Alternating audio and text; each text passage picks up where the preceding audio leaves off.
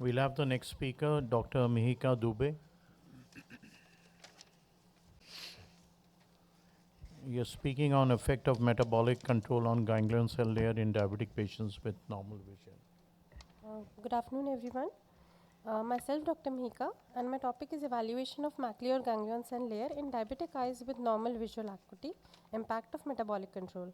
As we all know, diabetic retinopathy is the most common microvascular complication of diabetes mellitus. The pathogenesis of diabetic retinopathy is strongly related to metabolic factors like degree of glycemic control and hyperlipidemia.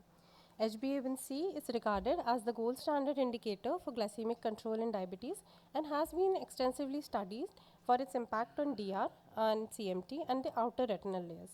However, the literature lacks an evaluation of inner retinal layers in this perspective of metabolic control, particularly the ganglion cell inner plexiform layer, GCL IPL layer.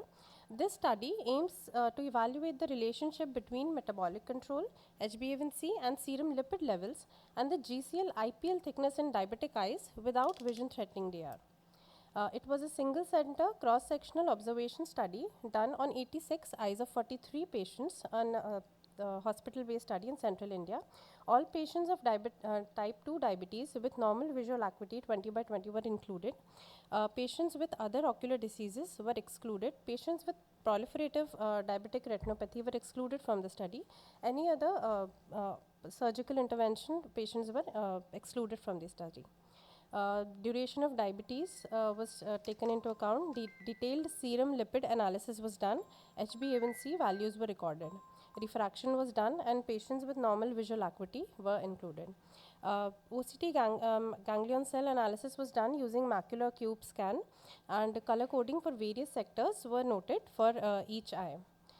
Results were as follows. A mean age of our patients was 54 years, duration of diabetes around 8 years, HbA1c was 8.7. The mean GCL IPS thickness in our study was found to be 79.23 microns. Out of 43 patients, 27 patients had deranged lipid levels and 16 did not. 50 eyes showed no retinopathy and 36 were with NPDR.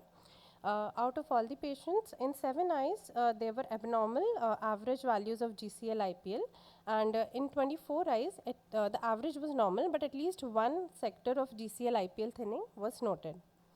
On statistical analysis, there was significant relation of GCL IPL thickness with age, decreasing with age, and central macular thickness, but not with any other variable, including metabolic control. We could not find any significant impact of retinopathy on GCL IPL thickness.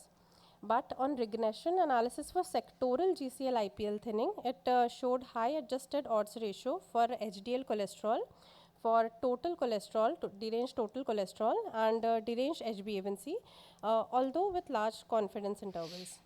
There have been various studies in literature correlating GCL IPL thickness with diabetic retinopathy and normalized, but along with metabolic control have not been studied. To conclude, there is a possible association of GCL IPL thinning with metabolic control in diabetic individuals. All future analysis of macular ganglion cell layer should account for inherent confounders like age and central macular thickness.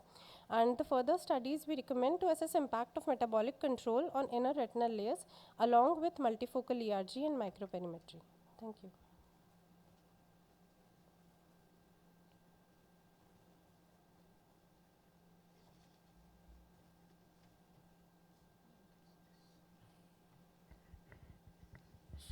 So there is no any significant correlation between these two, metabolic control and that.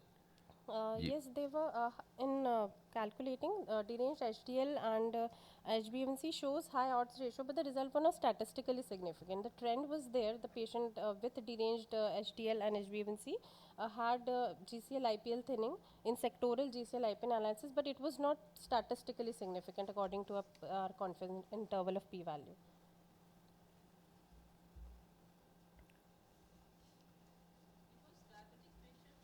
With normal vision, what about the retinopathy, stage of retinopathy? We divided the patients with no DR and NPDR. We did not further classified into the grades of NPDR.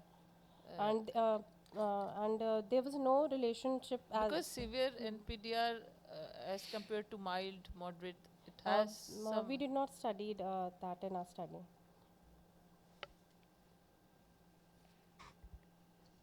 Okay. Thank you. Thank you.